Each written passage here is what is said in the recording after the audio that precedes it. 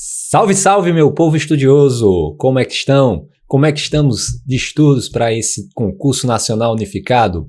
Sejam todos bem-vindos a mais uma aula aqui do nosso canal, do meu canal, do seu canal, Gestão em Curso. Sou o professor Assuero e estou aqui para te ajudar para estudar junto com você, focando aqui no bloco 2 do concurso nacional unificado e hoje resolvendo questões sobre o eixo temático 3.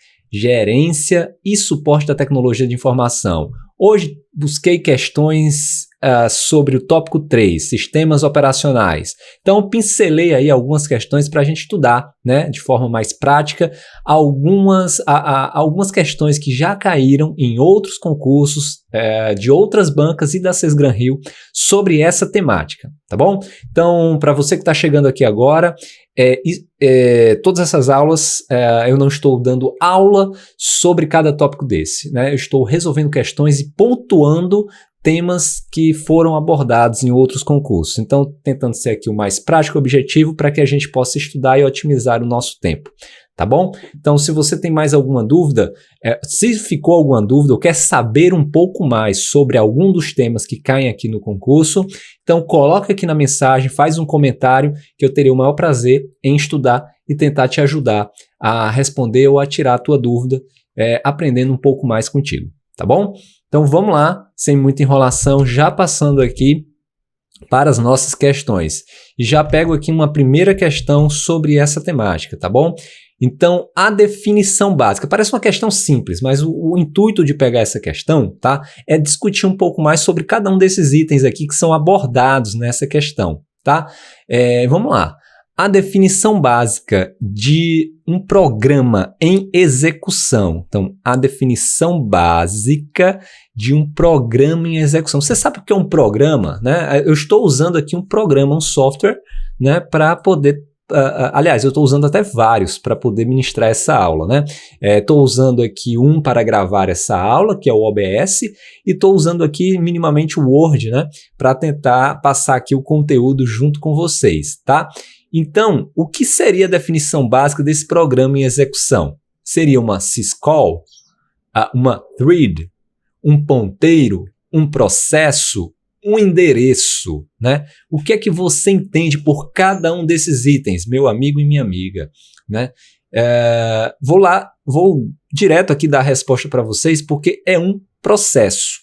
Tá? Professor, tô com dúvida, o que é uma syscall, o que é uma thread, um ponteiro, um endereço, então por que não são essas outras questões? Então coloquei essa questão justamente para a gente pontuar algumas dessas informações de forma bem direta, tá? Então o que é um programa? Por que um programa é um processo? Então imagine, a gente já conversou sobre processo, inclusive no eixo 1, da nossa aula aqui. Então, se vocês imaginarem aqui, um conjunto aqui, esse quadrado como um processo, tá? Nesse quadrado, eu tenho um conjunto de outras funções, tá? Um conjunto de outros elementos aqui que juntos trabalharão uma entrada, tá? Vou chamar aqui de tá? Que trabalharão juntos uma entrada e retornarão uma saída, Um resultado. Então, quando eu clico aqui no mouse, por exemplo, o sistema, o processo está definindo o que é que ele quer fazer. Então, eu cliquei que eu quero usar uma caneta, tá? Então ele está preparado. Na hora que eu der meu clique, ele sabe exatamente o que eu estou desenhando. Então isso que vocês estão vendo aqui na tela é a saída processada por um programa, no caso o Word, liberando essa imagem aqui que a gente está vendo. Tá? Então quando você dá um comando no software, ele vai trabalhar um conjunto de tarefas que ele tem dentro dele, que vai liberar uma saída, um resultado para você. Então, cada letra dessa aqui, que foi desenhada ou que foi digitada, existe uma série de comandos dentro do Word, que entendem o comando que você deu, a tecla que você digitou e o que deve aparecer aqui na frente. Então, esse conjunto, né, esse conjunto em execução, né, o programa é esse conjunto de tarefas em execução para liberar um resultado para o usuário. Então, isso é um processo, certo? Mas o que é uma syscall, tá? Então, uma syscall é uma chamada que é uma chamada, né, como está dizendo, é uma chamada do sistema. Então, pensem numa syscall. Deixa eu ver se eu consigo passar aqui. Não, estou com um lápis. Pronto, vou rolar aqui. Então, uma syscall é uma chamada do sistema. Então, vejam só o que é uma syscall. Imaginem que eu tenho aqui, aliás, para vocês entenderem uma syscall, vocês têm que entender uma coisinha chamada kernel, tá? Kernel do sistema. Opa, vamos ver se eu sei desenhar aqui. Opa, que letra, hein? Vocês têm que entender uma coisa chamada kernel. Então, para proteger, né, todo o sistema, todo o comando, né, da gente, de usuários, né, existe esse kernel. É o oráculo. Na verdade, eu vou chamar esse kernel de gestor, né? Ele é um... Deixa eu ver se eu consigo digitar aqui. Não, só se eu colocar numa caixinha de texto. Não, vou continuar usando aqui o desenhozinho para a gente não perder muito tempo.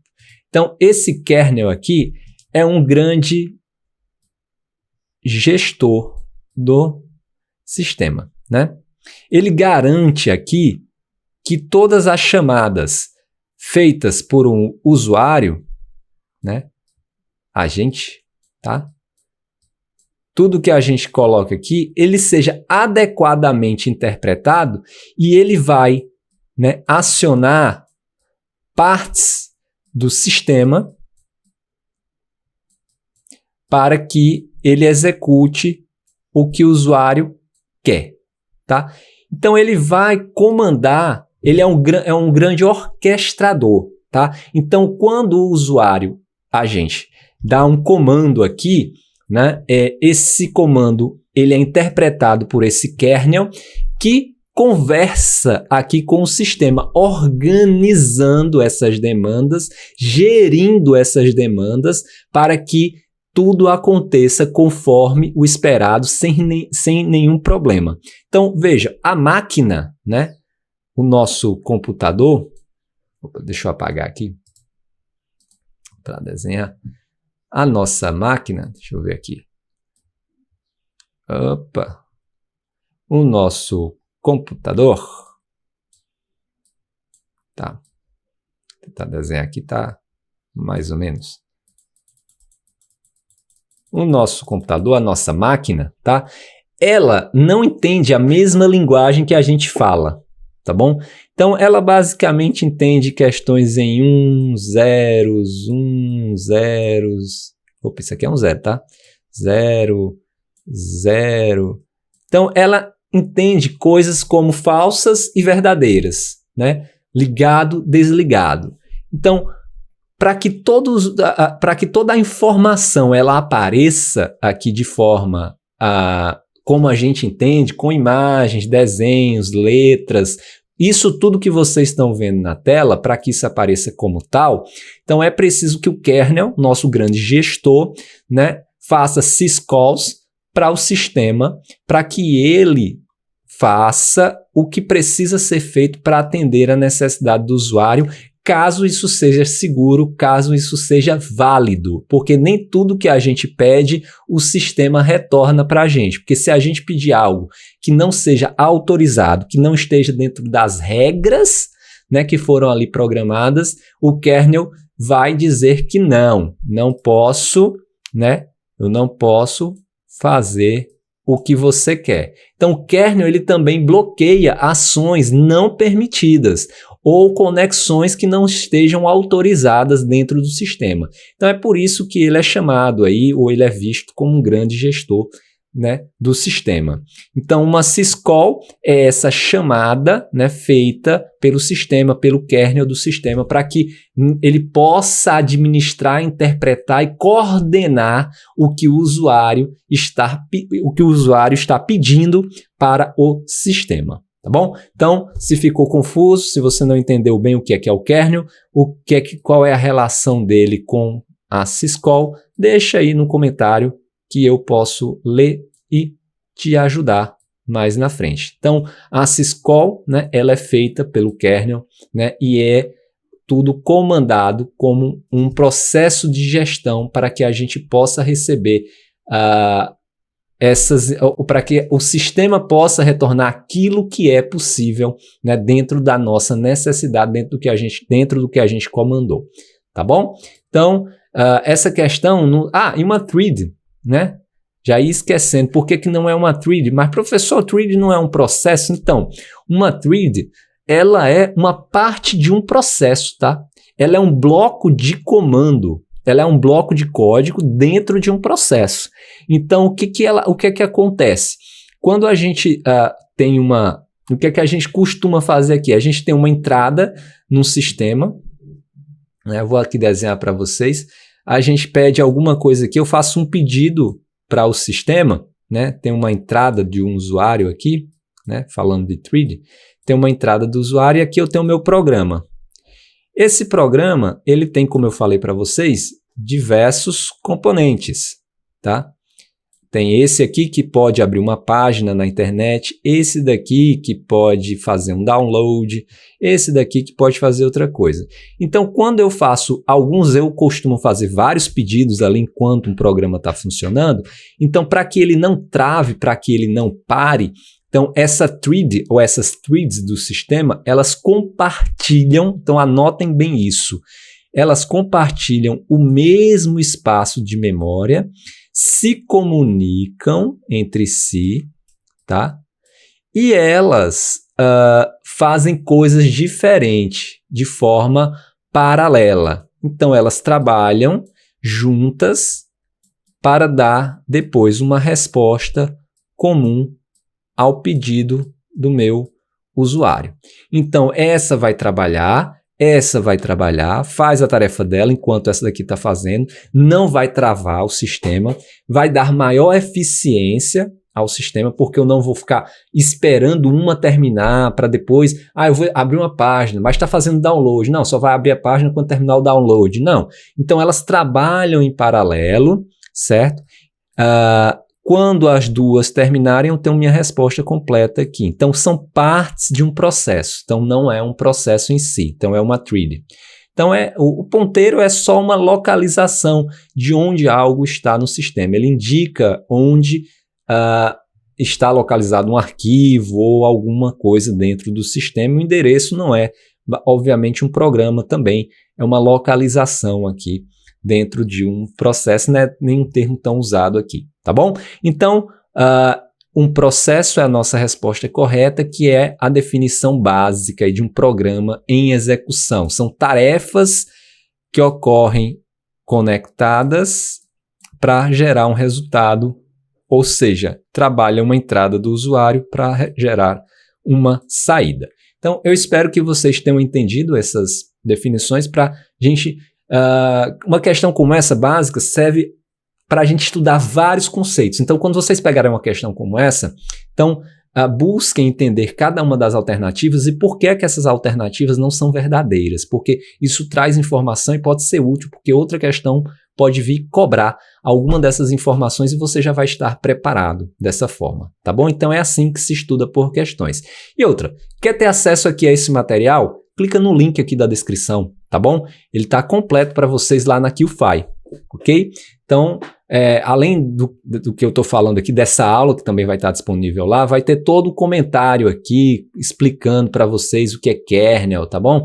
Então, entenda um pouco mais sobre kernel. Então, coloquei um textozinho para vocês lá que fala aí sobre o gerenciamento da memória, tá bom? O que é a importância, gerenciamento de processos, né? Gerenciamento de dispositivos. Então, o grande gestor do sistema é esse kernel. Então, quem entender um pouco mais sobre cada uma dessas questões, vai lá, baixa um material, tá falando de threads, tem até um códigozinho que eu coloquei para vocês aqui para explicar o que é uma thread, né? Desenvolvendo uma thread aí em Python. Então, dentro do Python você pode importar essa biblioteca threading e fazer esse testezinho caso você conheça ou tenha experiência ou expertise com isso daí, tá bom? Então tá lá disponível todo esse conteúdo lá na QFI. Caso você tenha interesse, não, continua aqui que a gente vai discutindo e resolvendo questões juntos, tá bom? Então vamos lá para a segunda questão, certo? No Node.js, tá? O módulo File System permite trabalhar com o sistema de arquivos no computador. Em condições ideais para incluir esse módulo, utiliza-se a instrução. Aqui, infelizmente, você tem que conhecer o Node.js para poder responder essa questão, tá bom? Ou você tem noção de algumas outras questões e você vai meio que chutar aqui. Então, se você lembra um pouco, tem conhecimento um pouco de CSS, né? Dos códigos do CSS, você vai entender que esse @import aqui, ele se relaciona mais com CSS, tá? Então, isso aqui, esse arroba, tá? Vou até marcar aqui para vocês. Esse arroba aqui, ele relaciona-se. Relaciona-se. É porque tá apertado aqui para escrever, gente. Relaciona-se mais com CSS, tá bom? Então já vou excluir essas duas alternativas aqui. Então não é essa, tá?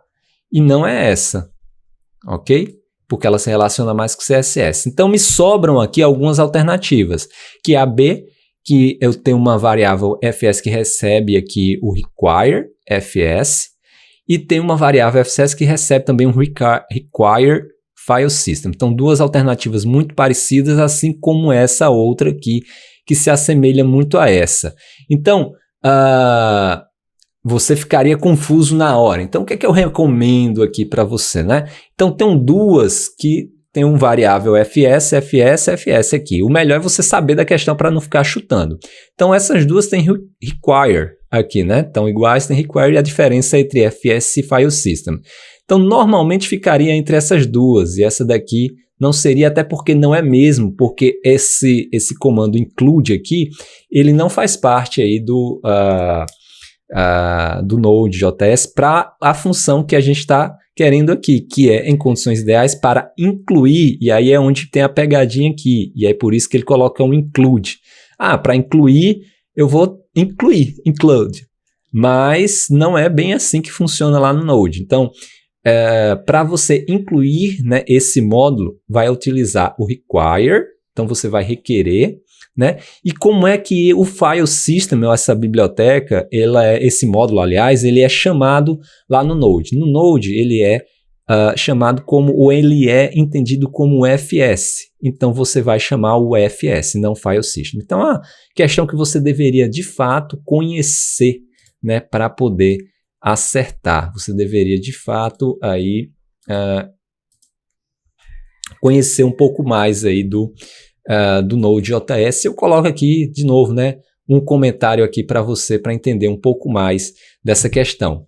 Ter acesso? Já falei para você, vai lá e você vai ter acesso a todo esse material. E aqui a gente vai comentando de forma mais rápida para você não perder tempo, né, e continuar aí estudando e tendo acesso aí a questões selecionadas, né, de outros concursos, focando no tema aqui do eixo 3, né, do bloco 2 do concurso nacional unificado. Bom, e se você chegou até aqui, não custa nada você se inscrever no canal. Se você está gostando, está curtindo o conteúdo, né, dá um like, né, dá um joinha aqui, porque isso ajuda bastante a produção de conteúdo aqui no canal, né, e compartilha esse conteúdo, interage comigo aqui, se inscreve para não perder nada, né, porque assim eu consigo produzir cada vez mais conteúdo aqui no canal. Então vamos lá, sem perder tempo, julgue o próximo item a respeito de sistemas operacionais. Então lembrando que a gente está falando aqui de sistemas operacionais. O algoritmo de escalonamento round robin, tá? Então aqui tem uma dica importante para a gente responder essa questão aqui, né? O round robin, lembra aí do Robin Hood, tá bom? O algoritmo de escalonamento round robin distribui, né, o tempo de CPU igualmente entre todos os processos na fila de prontos. usando uma quantidade de tempo fixa para cada um, independentemente de suas prioridades. Independentemente de suas prioridades. E vamos lá, isso é certo ou errado? Ah, professor, não conheço aí o algoritmo de escalonamento, o round robin, não sei nem o que é isso.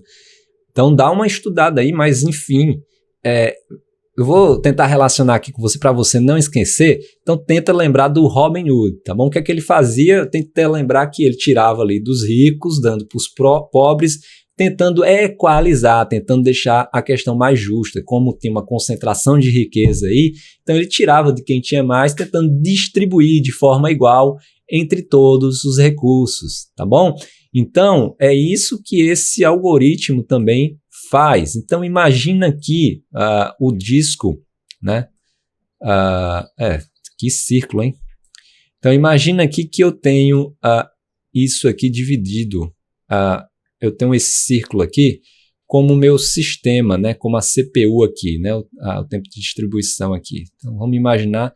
Imagina aí, tá, pessoal? Usa a força da imaginação para que dê tudo certo. Isso daqui são partes iguais, totalmente iguais. Se você não está vendo igual, é porque você não tem o superpoder. Então, vamos lá. Eu distribuí isso daqui, essa CPU, em partes iguais. Distribuí o tempo igualmente, todos os processos. Então, tem processos aqui. Lembra de processos, sistemas, processos. Então, eu tenho que rodar alguns processos aqui. Então, eles estão na fila, aguardando. Então, todos vão ter aí, nessa fila de prontos, né, um tempo fixo para responder a uma determinada demanda, né? Então, eu tenho vários, você abre seu computador, você começa a abrir um monte de coisa, você começa a dar um monte de comando e os processos têm um tempo para responder. Se estiver usando esse algoritmo de escalonamento round robin, então eles vão ter um tempo fixo aqui de milissegundos, segundos, sei lá, para poder responder a esse comando. Se ele não responder, tchau, vai para fora e vai vir aqui outro processo que vai ter o tempo dele, né, para responder nesse tempo. Não respondeu? E aí vai rodando porque ele vai ter um tempo fixo para responder. Então, a resposta é certo, ele faz exatamente isso. Tá? O round robin. Ele distribui aí igualmente, né, entre todo mundo esse tempo de escalonamento. Aliás, perdendo aqui o raciocínio, mas o que ele faz é justamente isso. Tá? Cadê aqui? Eu perdi para vocês. Ele usa justamente, ele é simples, tá? Ele é amplamente utilizado, tá? Para escalonar. Certo? Ele tem um quanto lá de tempo, num determinado... ele define um tempo fixo, também conhecido como time slice, tá? Que é a quantidade aí de tempo que cada processo recebe para executar na CPU, e este quantum, essa quantidade geralmente varia de alguns milissegundos até alguns segundos, tá? E o que é essa fila de prontos, né? Todos os processos prontos para execução. Então lembra disso, os processos estão ali nessa figurinha que eu mostrei para vocês, prontos para execução, tá bom? Então fica imaginando eles aí e são mantidos em uma fila circular, conhecida como essa fila de prontos, que é o que eu desenhei para vocês. E essa distribuição igualitária, tá, no tempo da CPU, tem um escalonador, né? Qual é o problema, né, desse escalonamento, desse algoritmo, tá? A frequente troca de contexto, ou context switch, né, que pode levar a uma sobrecarga, especialmente se o conto de tempo for muito curto. Se for curto, não dá tempo para abrir, ele vai trocando e nada vai funcionar. Desempenho variável, né, pode variar dependendo da escolha do quantum, mas é um bom, né, algoritmo, pois ele distribui isso igualmente na CPU, tá, entre outros processos. Aí, facilitando o gerenciamento de processos, no caso justo, eficaz, né, e no cenário, dependendo do sistema operacional que esteja sendo utilizado. Então, de novo, mais uma questão, se ficou com dúvida, dá mais uma estudada sobre essa questão de algoritmos de escalonamento, algoritmos de tempo para abertura, distribuição de processos, né, pode ser algo que caia nesse eixo temático, nesse bloco do CNU. E tem alguma dúvida? Coloca aqui para mim, né? Eu vou ter o maior prazer em estudar, né? E quer saber um pouco mais? Tem mais conteúdo aqui, tá bom? No material, tá lá disponível de novo na QFI, se você tiver interesse ou quiser acesso a todo o material, tá? Questão 4, já passando para vocês, tentando não demorar muito. Julgue o próximo item a respeito de sistemas operacionais. E aí eu busquei essa questão justamente para mostrar para vocês. A gente estudou isso aonde? Lá na primeira questão, tá? Na Threads. Dentro de um processo, compartilham o mesmo espaço de memória. Threads dentro de um processo compartilham o mesmo espaço de memória. Lembra do que eu falei para vocês? Lembra que eu tenho um processo e eu falei isso para vocês. Vai marcando aí antes que eu tenho aqui várias... Ih, deixa em preto aqui, não tem nada não. Tenho várias threads aqui, tá? E elas estão sendo executadas e compartilham sim o mesmo espaço de memória, embora façam trabalhos diferentes para o sistema não parar, mas para facilitar a comunicação entre elas, elas compartilham o mesmo espaço de memória. Então, sim, correto, threads compartilham o mesmo espaço de memória. Correto. E isso a gente já falou lá atrás. Bom, vamos lá para a nossa quinta questão. Analise as informações a seguir. São sistemas operacionais para dispositivos móveis. Ah, essa tá de graça, hein? Android, Apple, iOS, Windows Phone. O grande Windows Phone, que eu não sei nem se ainda está existindo por aí. Mas sim, eles são... Eu até tive um, há algum tempo desse, eu tinha um Windows Phone, achava bem legal, mas aí não vingou não, né? Passei para o Android de novo. Então, sim, verdadeiro.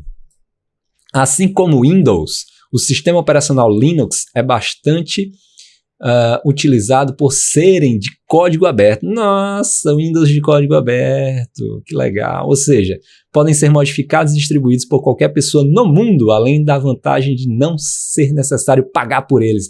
Uau, se você está usando Windows que você não pagou, então normalmente você está usando Windows pirata, né, colega? Mas a resposta está errada. Essa informação é correta para o Linux, certo? Não para o Windows, né, que tem o seu valor. Então, qual seria a alternativa correta aqui? Então, a afirmativa 1 é verdadeira e a 2 é falsa. Então, passando aí para a nossa... Nem coloquei um outro texto de comentário aqui, porque eu acho que nem precisa, né? Analise as informações a seguir. É correto afirmar que, para evitar perdas de arquivos, alguns sistemas operacionais, a exemplo do Windows, em suas versões mais recentes, fazem backups automáticos do sistema, que os impedirão de serem excluídos da máquina futuramente.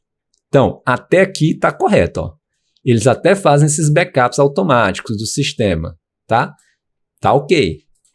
Mas daí, impedir de serem excluídos da máquina futuramente, não. Você pode excluir os arquivos de backup quando você desejar. Então, nesse caso aqui, essa parte final, você leu um monte de feliz, já está cansado, já deu o verdadeiro ali e errou, perdeu a questão. Só por causa desse finalzinho aqui, normalmente eles fazem isso nessas questões, tá bom? Então, não. Os arquivos você pode excluir da máquina futuramente. É correto afirmar, né, que arquivos de programas, uma vez apagados manualmente pelo usuário, não poderão ser mais recuperados. Ah, se fosse assim, né? Não é não. Então, eles podem ser recuperados sim. É correto afirmar que os arquivos de programas, uma vez apagados manualmente pelo usuário, não poderão. Eles podem. Tem vários softwares de recuperação de arquivos que a gente pode usar para recuperar esses arquivos, tá bom? Então, as duas afirmativas são falsas, né? E quem tem o seu computador levado aí pela Polícia Federal, que achou que apagou e não apagou, né? Ficou lá em algum lugar. Então, algumas pessoas que receberam essas visitas sabem muito bem disso.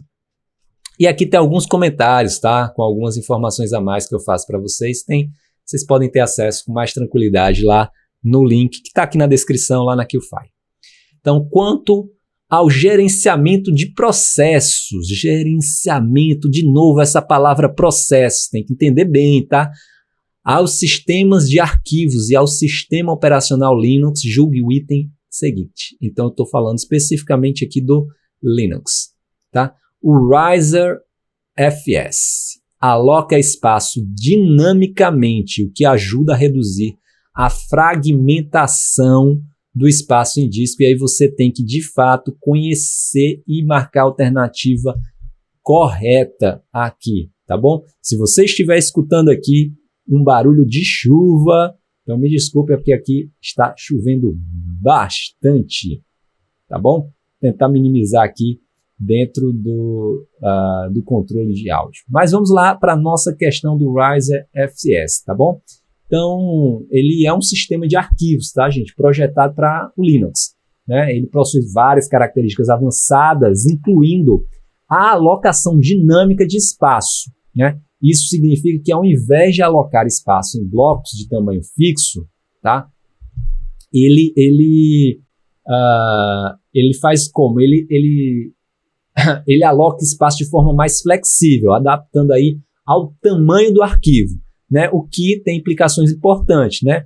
Porque ele dá mais eficiência no uso do espaço, ao invés de você fragmentar esse arquivo, né, e o sistema sair procurando os pedaços do arquivo para montar e te trazer de volta, né? Então ele tem, né, alocação dinâmica de espaço, redução da fragmentação, são as principais características aí do Riser FS, tá bom? Então, espero que você tenha entendido aí o Riser FS, e você pode aí colocar sua dúvida aqui nos comentários, caso você ficou, né, com alguma questão ainda aí na sua cabecinha e que eu posso aí te ajudar, tá bom? Então vai deixando aí, vamos para a nossa 8ª e última questão. Vamos lá. Após receber um computador pessoal que contém apenas um disco rígido, o técnico do laboratório de informática de uma universidade foi incumbido de prepará-lo para uso por outro funcionário. Para isso, o PC deve executar o sistema operacional Y e não conter nenhum dado do seu usuário anterior. Para atingir esse objetivo, esse técnico deve executar sequencialmente os seguintes passos no disco rígido. Ele deve criar um backup, formatar e instalar Y. Então, ele vai criar. Qual é o objetivo aqui? Então, o objetivo é ele deve executar o sistema operacional Y e não conter nenhum dado do usuário anterior. Então, eu tenho um disco rígido ali, o usuário já tinha lá. Então, eu vou criar um backup e formatar e instalar Y. O que é que vocês acham aí, né? Criar um backup ele é útil se nós desejarmos preservar dados, mas não é estritamente necessário, tá? Se o objetivo aqui é assegurar que nenhum dado anterior permaneça, né? Então, foge um pouco aí. Então, formatar o disco, instalar o sistema são passos essenciais, sim, mas o backup não seria necessário dentro do objetivo. Então, não é a alternativa correta aqui para o que a gente quer. Imantar, formatar e particionar, instalar isso. Será que é tudo necessário? Imantar, primeiro, que imantar nem é um termo técnico comumente usado aí em procedimentos padrão, né, para a preparação do disco, né? Pode estar se referindo a uma demagnetização, que é um degaussing, para apagar os dados, mas esse processo não é aplicável, tá? Ou necessário para esses discos rígidos modernos, né, no contexto descrito. Particionar pode ser necessário em alguns contextos, mas não é mencionado como uma exigência lá no contexto da questão. Então, lembra sempre aí do contexto da questão. Então, lembrando aí do contexto da questão, tá? Vamos para a letra C. Nossa letra C. Formatar, instalar Y e criar um disco de boot. Então, formatar o disco e instalar o sistema operacional são ações adequadas. Perfeito. No entanto, criar um disco de boot, né, não contribui diretamente para o objetivo de remover dados anteriores ou instalar um sistema operacional novo. Então, não é a nossa letra C. Vamos lá para a letra D. Formatar, instalar Y e sobrescrever todos os dados. Opa! Tem um problema aqui. Formatar o disco e instalar o sistema operacional são etapas corretas. Agora, sobrescrever todos os dados após a instalação pode aumentar a segurança quanto à eliminação dos dados antigos, mas usualmente a formatação, né, ela é suficiente para esse fim na maioria dos contextos. E aí não pode, no caso aqui, o problema foi a sequência que ele colocou as alternativas. Então, formatei, ok. Instalar Y, ok. Agora, sobrescrever os dados, todos os dados já foram sobrescritos, não é mais necessário, tá bom? Então, seria a nossa letra E, tá bom? Sobrescrever, primeiro ponto, todos os dados. Aí, formatar. Aí, tudo bem, aí ele está um excesso de segurança, mas ok. Então, eu vou sobrescrever todos os dados, né? Que é uma abordagem segura e eficaz para garantir aí que todos os dados, né, anteriores sejam removidos antes do novo sistema operacional ser instalado. E aí ele vai sobrescrever, né, fazer uma limpeza segura, né, e aí sim, em seguida, instalar um novo, vou formatar, né, seguir uma formatação para preparar o disco para a nova instalação. Então, formata, prepara o disco para a nova instalação, né, e depois instalar o sistema operacional. Então, seria a nossa letra E, a alternativa mais correta. E você quer ter acesso a todas essas informações, então baixa lá, né, lá na nossa página, né, essas questões, todo o material que está lá disponível, né? Espero que vocês tenham curtido, né, mais essa aula aqui falando do eixo temático 3, né? A próxima aula eu vou tirar algumas dúvidas, vou falar um pouco mais sobre, o pessoal tem pedido bastante aí o eixo 1, né, que fala de governança pública. Então, próxima aula eu vou trazer, tirando até algumas dúvidas de algumas pessoas sobre esse tema, tá bom? Então, espero que vocês tenham curtido aqui mais esse conteúdo, né? Peço mais uma vez aí para ajudar, conteúdo aqui totalmente gratuito para você, que pelo menos se inscreva, caso você faça sentido para você, né? E compartilhe, né? Para que o canal continue crescendo e tenha sentido eu continuar produzindo conteúdo aqui e contribuindo com o seu crescimento e com o seu conhecimento. Eu espero você acompanhando aqui mais aulas no canal, colocando sugestões, né, interagindo junto aqui comigo. Tá bom? Até mais, pessoal. Bons estudos!